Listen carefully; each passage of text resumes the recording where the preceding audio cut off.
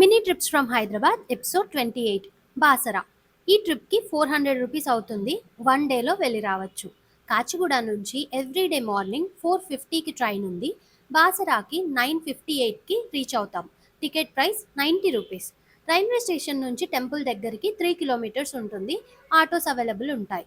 Are Nizamabad reach అయితే అక్కడి నుంచి బాసరాకి 33 కిలోమీటర్స్ ఉంటుంది.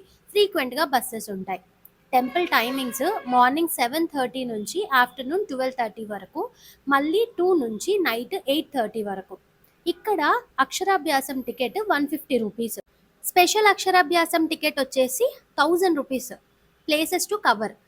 ఈ పేజ్ని స్క్రీన్ షాట్ తీసుకోండి. రిటర్న్ బాసరా నుంచి 3:45కి ఈవినింగ్ ట్రైన్ ఉంది.